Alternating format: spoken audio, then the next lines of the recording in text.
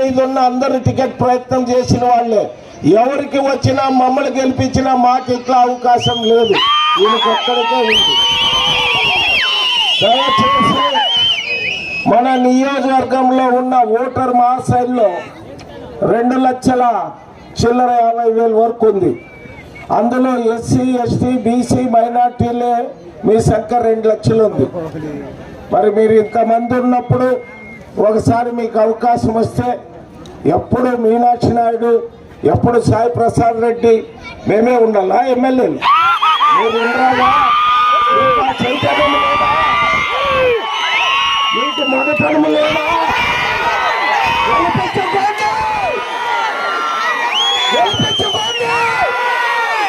అవకాశం మరి ఎప్పుడు రాదు. అందరూ కూడా ఆలోచించండి. ఈసారి మీరు ఓడగొట్టుకుంటే భవిష్యత్తులో ఏ పొలిటికల్ పార్టీ బీసీలకి మీకు టికెట్లు ఇవ్వరు.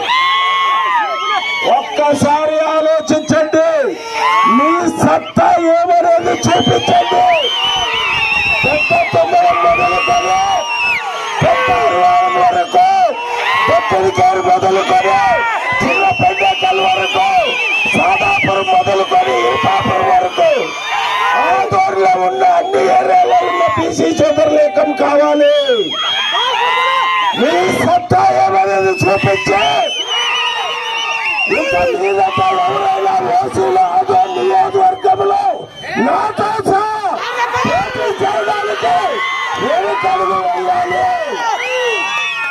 ఆ రకంగా మీరందరూ కూడా కష్టపడి మే 13వ తారీఖు జరిగే ఎన్నికల్లో ప్రతి గ్రామంలో కూడా బీసీల సత్తా, ప్రతి వార్డులో కూడా బీసీల సత్తా అని చూపించాలి.